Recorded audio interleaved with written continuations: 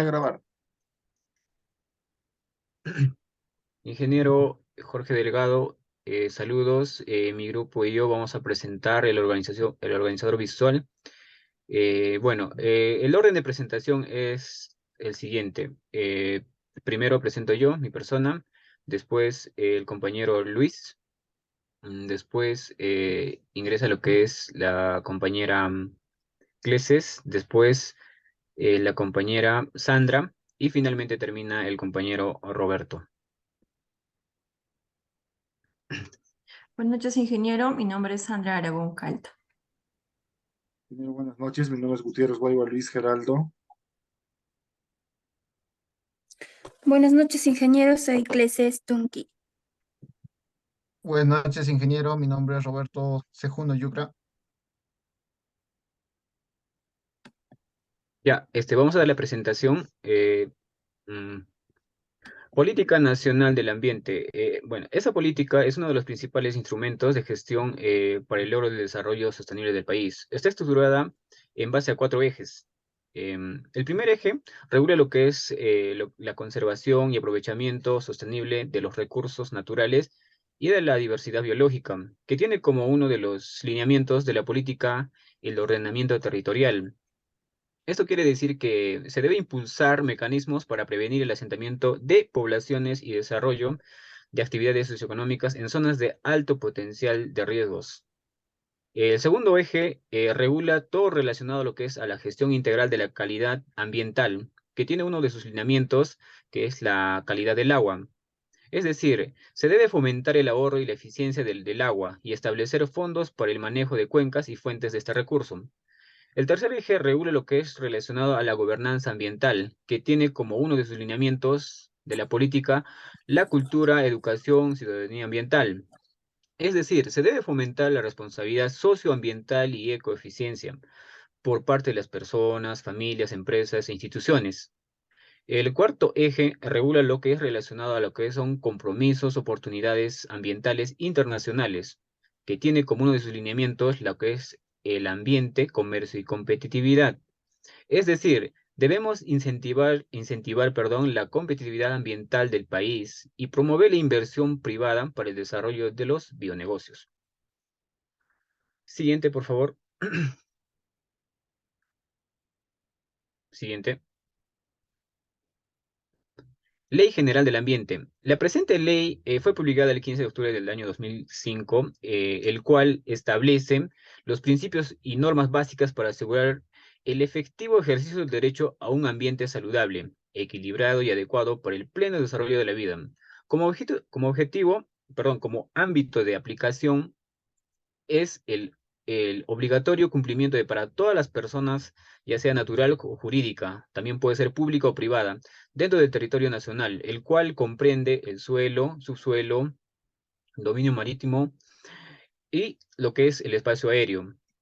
Eh, Cuenta con 7 principios, los cuales son los siguientes. Principio de sostenibilidad. Busca el equilibrio entre los aspectos sociales, ambientales y económicos en el desarrollo de proyectos a nivel nacional, así como la satisfacción de las necesidades de las actuales y las futuras generaciones. Principio de prevención. Pretende prevenir, vigilar y evitar la degradación ambiental. Si esto no es posible, eliminar las causas las que la generan, se deberán adoptar medidas de mitigación, recuperación y restauración. Principio precautorio. Ante un peligro de un daño grave o irreversible, la falta de certeza absoluta no será la razón para postergar la adopción de medidas eficaces. Principio de internalización de costos. Todo sujeto debe asumir el costo de los riesgos o daños que genere sobre el ambiente. Así, el causante de dichos impactos asumirá el costo de las acciones de prevención, tanto la vigilancia, restauración y la rehabilitación. Principio de responsabilidad ambiental. Se dice que quien degrade el ambiente y sus componentes está obligado a adoptar inexcusablemente las medidas para su restauración, rehabilitación o reparación según corresponda. Principio de equidad. El Estado debe adoptar políticas o programas de acción afirmativas a fin de contribuir y erradicar la pobreza y reducir las inequidades sociales y económicas existentes, así como el desarrollo económico sostenible de las poblaciones menos favorecidas. Principio de gobernanza ambiental. Esto implica lo que es la armonización de las políticas, instituciones, normas, procedimientos, herramientas e información en materia ambiental, a fin de que sea posible la participación efectiva y integrada de los distintos actores en la toma de decisiones del manejo de conflictos y construcción de consensos sobre base de las responsabilidades claramente definidas en seguridad jurídica y transparencia. Va a continuar mi compañero.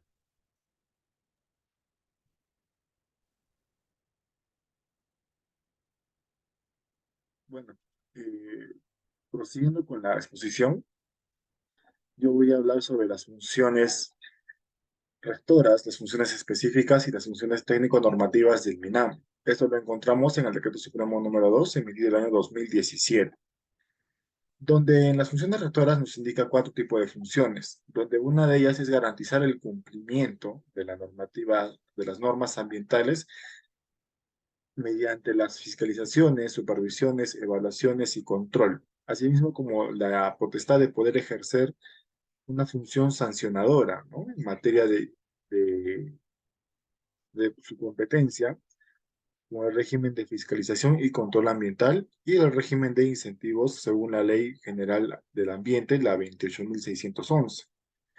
Luego tenemos las funciones técnico-normativas, donde nos brindan 6 funciones, donde una de ellas es promover solución a los conflictos ambientales mediante mecanismos extrajudiciales de resolución de conflictos, donde se va a constituir una instancia previa obligatoria a un órgano jurisdiccional en materia ambiental. Luego tenemos las funciones específicas, en donde nos brindan 21 tipos de funciones específicas, donde una de ellas, y siendo muy importante, es la elaboración de los estándares de calidad ambiental, los famosos ECAS, y asimismo los límites máximos permisibles en el ámbito de sus competencias, los cuales también deben contar con la opinión de los sectores correspondientes y deben ser aprobadas mediante decretos supremos. Le doy paso a mi compañera Cleses para que pueda continuar con la exposición. Bueno, continuando con la exposición, vamos a hablar acerca de lo que es la Ley 27446, que es el Sistema Nacional de Evaluación de Impacto Ambiental. Esta ley y su Decreto Supremo 019/2009 MINAM. La ley tiene como objeto principal que es la identificación, la prevención, la supervisión, control y corrección de los impactos ambientales negativos que se genera en un proyecto de inversión. El ámbito de aplicación aplica a todo lo que son proyectos públicos, también lo que son privados, que impliquen actividades ya sea de construcción, de obras. Otro también para aquellos proyectos que son nacionales, regionales y también locales. Asimismo, en el sistema de evaluación de impacto ambiental, también categoriza, ¿no?, estos proyectos de inversión. Va a categorizar de acuerdo al impacto que este proyecto genere. Por ejemplo, en lo que es categoría 1, tenemos aquellos proyectos de inversión que presentan impactos leves. Y lo que requiere o lo que solicita es que presente una declaración como instrumento de gestión ambiental, una declaración de impacto ambiental. En lo que es aquellos proyectos que que generan un impacto moderado, que requieren que estos impactos generados puedan ser eliminados o también pueden ser minimizados mediante estrategias, van a pertenecer a lo que es la categoría 2, para lo cual se requiere una evaluación de impacto ambiental semidetallado. Y los proyectos de inversión que tienen impactos ambientales significativos, es decir, que van a necesitar estrategias más, como se podría decir, más fuertes o requieren un análisis más profundo, van a pertenecer a lo que es la categoría 3, ¿no? Y estos van a requerir presentar una evaluación de impacto ambiental detallado. Otro punto que también que hay que considerar para categorizar estos proyectos van a ser lo que son los criterios de protección ambiental. Estos criterios son 8 que nos menciona, ¿no? la misma ley. Uno de ellos, por ejemplo, es la protección de las personas, de la salud de las personas, la calidad ambiental, como de agua, de suelo, de aire. También protección de lo que son recursos naturales, agua, suelo, flora, fauna. Protección de lo que son el ecosistema, de recursos, de áreas protegidas, de lo que son del estilo de vida de las comunidades. También está dentro de ello los patrimonios arqueológicos o monumentos y finalmente lo que son los espacios urbanos. Ya, estos criterios sí o sí tienen que considerar, ¿no? Para evaluar lo que son los proyectos y categorizar. Otro punto que también dentro de la ley nos menciona son los diferentes instrumentos. Instrumentos de gestión ambiental que se clasifican en 3 tipos. Tenemos lo que son preventivos, correctivos y complementarios. Los preventivos se van a aplicar a aquellos proyectos que todavía no han iniciado sus actividades. Los correctivos se aplica a todo lo que son proyectos ya empezados sus actividades. Dentro de ello, por ejemplo, tenemos el PAMA, que es el Plan de Adecuación Ambiental. Tenemos el instrumento de gestión ambiental correctivo y también de formalización, que es aplicado a lo que son las minerías informales. Y por último, los instrumentos complementarios, que son aquellos que no pertenecen al Sistema Nacional de Evaluación, pero sí tienen que regirse por los criterios de protección ambiental. Le paso a mi compañera. Continuando con la exposición, voy a hablar sobre el pasivo ambiental. De acuerdo a la ley 28 y 27.1, en el artículo 2, los pasivos ambientales son considerados aquellas instalaciones, efluentes, emisiones o restos o depósitos de residuos producidos por operaciones mineras, abandonadas o inactivas, que constituye un riesgo permanente y potencial para la salud de la población, el ecosistema y secundante a la propiedad. En la actualidad, en el Perú, el Ministerio de Energía y Minas indica que a la fecha se registran con unos 6.903 pasivos ambientales identificados, de las cuales 3.138 se encuentran gestionados. Dentro de ello también hemos identificado tipos de pasivos ambientales mineros, que está poza, relave, campamento, planta de procesamiento, depósito de desmonte, pique, tajeo comunicado, tajo, media barreta, trinchera, chimenea, bocaminas. Todos estos corresponden a residuos de operaciones mineras que han sido efectuadas sin control y sin regulación. En su gran mayoría corresponde a lo que se conoce también como pasivos huérfanos, de los que se desconoce quiénes son los propietarios.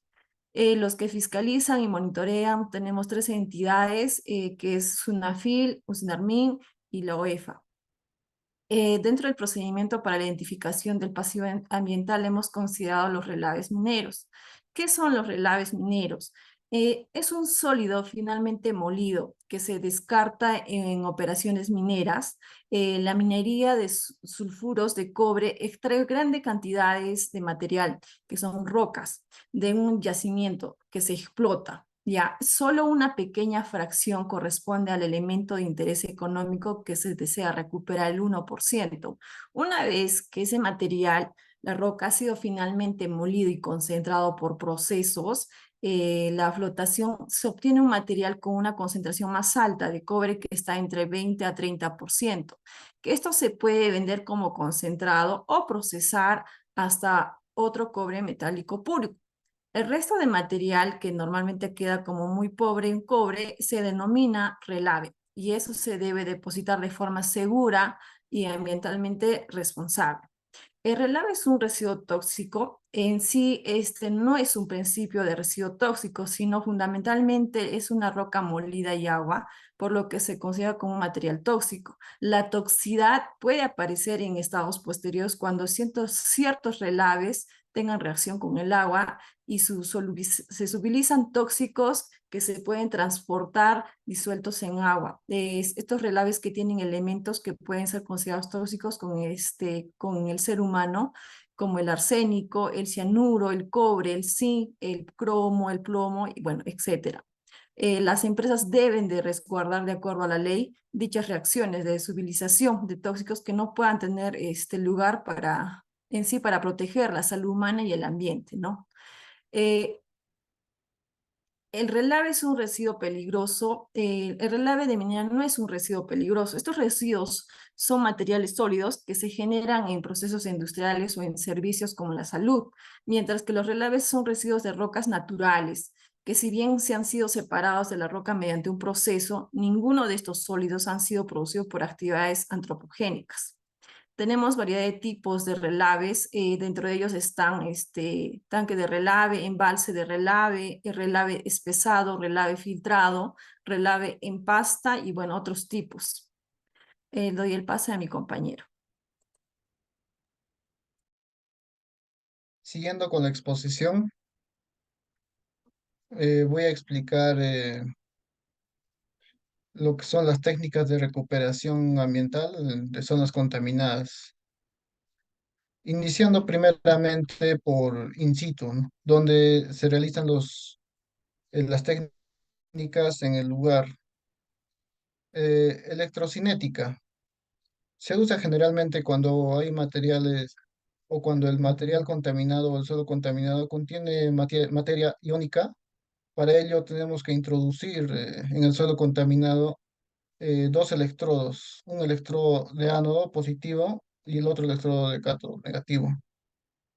Además de ello, tenemos que inducir un flujo de agua por medio de un pozo de purga y otro pozo de extracción. Es así como vamos a aplicar una corriente eléctrica de baja intensidad. Esto funciona como una celda electroquímica. Al introducir la corriente eléctrica de baja intensidad, hacemos que los ánodos funcionen, ¿no? Los aniones van al positivo y los cationes al negativo. Esto se usa también cuando se encuentra metales solubles en forma de óxido, hidróxido, carbonato. El método flushing. Este método básicamente se encarga de hacer un lavado. Es similar al lavado, pero es como un enjuague del suelo contaminado. Para ello necesitamos inducir una solución extractante de agua por medio de unos tubos, eh, por medio de un pozo de inyección. Por este medio damos un flujo del agua, ¿no? Y por un medio de pozo de extracción es como retiramos el flujo del paso del agua. Y así es como vamos lavando el suelo contaminado. Y el agua retirada pasa al tratamiento de aguas residuales. La biodegradación asistida. La biodegradación es el proceso por el cual los microorganismos, bacterias u hongos metabolizan los contaminantes orgánicos que se encuentran en los suelos o el agua subterránea, convirtiéndolos en productos finales o inocuos. Ahora vamos a pasar la parte de ex situ o fuera del lugar. El lavado del suelo. Para ello, retiramos el suelo contaminado del lugar para proceder a trabajarlo.